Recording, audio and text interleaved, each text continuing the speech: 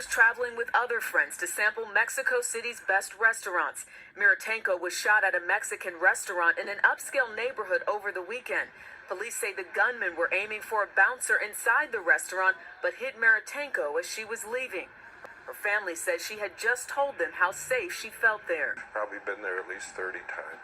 According to the latest figures from the Mexican government, La Procuraduría de la Ciudad de México tiene como principales líneas de investigación el narcomenudeo y una venganza en contra de José Manuel Serrano, apodado el Chepe.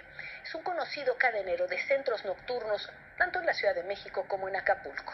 The U.S. State Department issued a travel ban to 5 Mexican states, the same warning issued to war-torn countries like Syria, Afghanistan, and Somalia.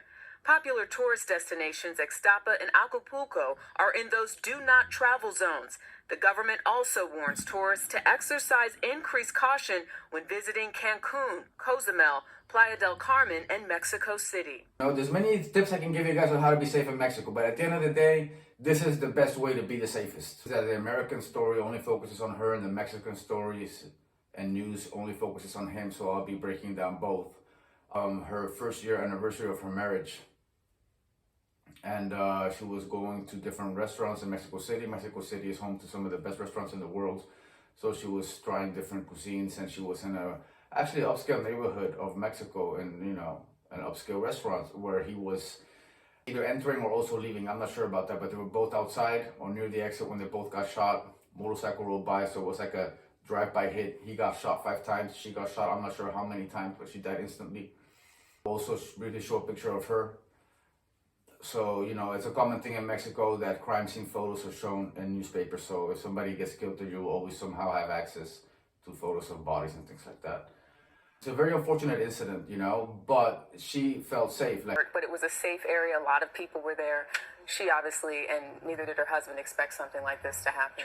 Just because you're in an upscale neighborhood, just because you're trying tacos somewhere and you're thinking it's safe and there's cameras everywhere. Are reviewing surveillance video as they search for the gunman. And of course, this was an area that may have been a little off the so-called resort, but it was a safe area. And you're thinking it's safe and there's cameras everywhere doesn't mean someone like El Chepe won't get shot. He used to bounce in some of the same clubs I've bounced, like Baby O. And contratado, ¿no?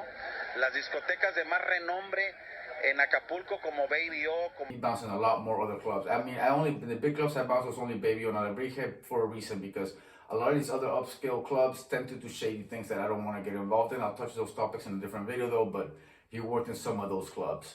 Like Palladium. Baby O, como Andrómedas, como el Palladium, como es. Like Palladium, it's like one of them, So, I never worked with him, but I've seen him around in the nightlife, of course, because we worked in the same town.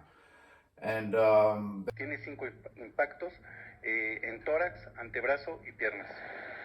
Basically, he has a good reputation among club owners and things like that. Although the authorities are saying that it could be narcomenudeo, which means small scale trafficking. Like the authorities are only saying that it points, the investigation is pointed at that. At the time, it could have been something following him from Acapulco.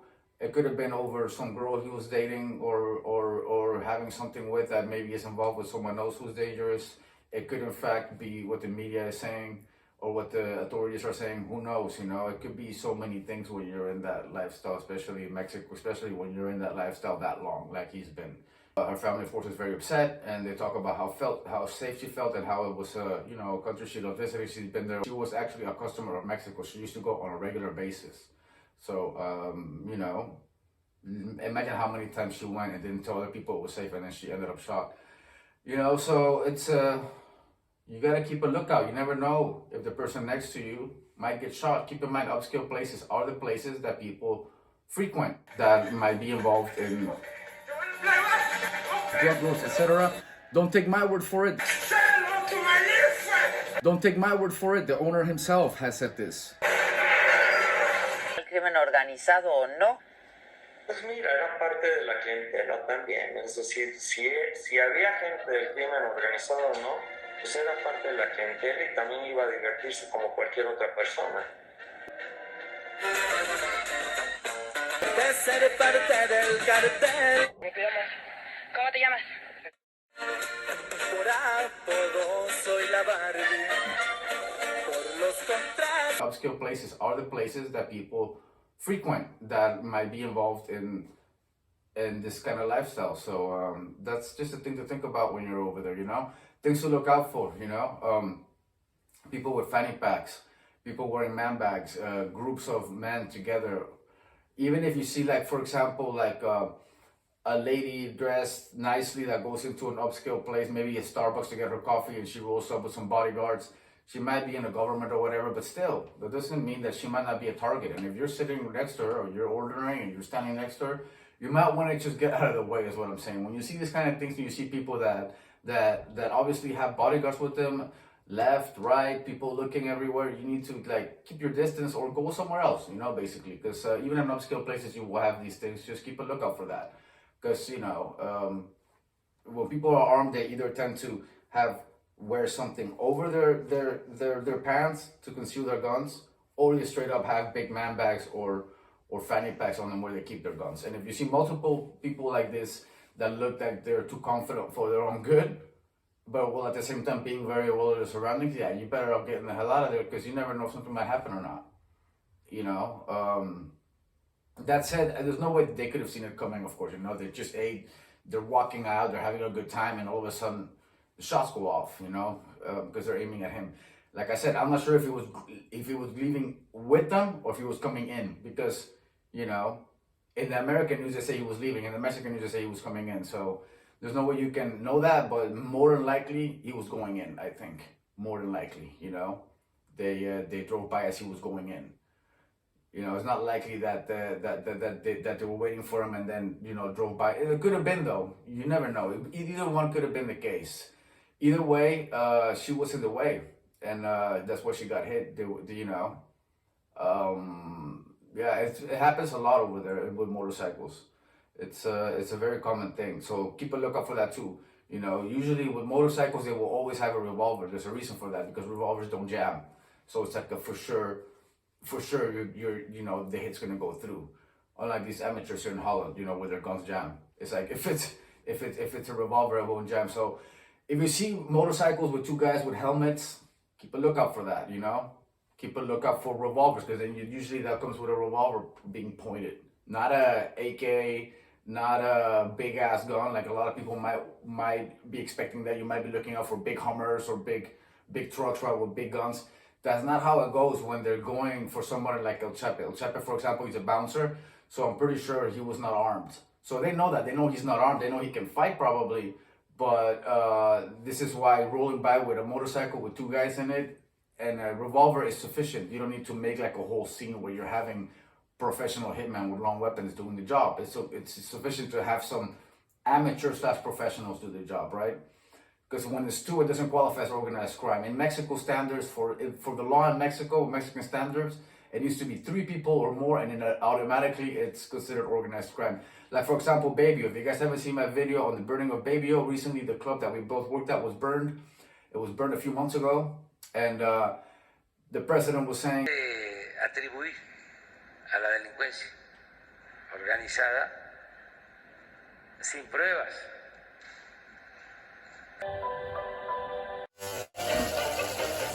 That you can't say that it was organized crime. Well, by Mexican law, as long as it's 3 people or more operating on a criminal activity, that is by itself considered organized crime, whether it's a cartel, whether it's mafia, whether it's whatever it is, whether it's a street gang. If it's 3 people or more operating on something that ends up being successful, it's called organized crime. Successful or not, 3 people or more, organized crime. So by definition, right? So in this case, you actually cannot say it was organized crime, even though a person got killed and another person got shot.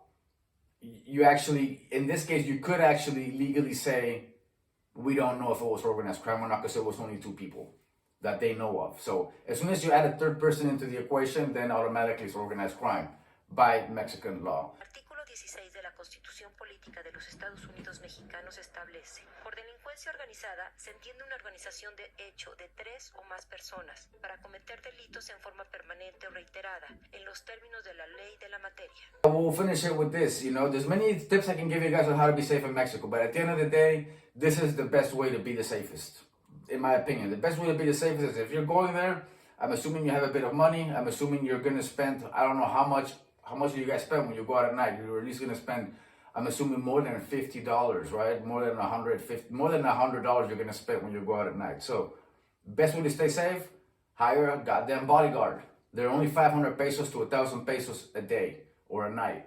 That's roughly between $50 and $150, depending on how you're getting the bodyguard. If you're hiring them directly because you know somebody that knows somebody, ex-military men over there, they're usually over their 50s, 60s. They're allowed to carry their piece for life. Usually they do a lot of private security, and they do it gladly on the side for some extra money. And they're usually very good at their job. They know how to drive, they know how to shoot, they know how to spot shit, and they have a permit for a weapon.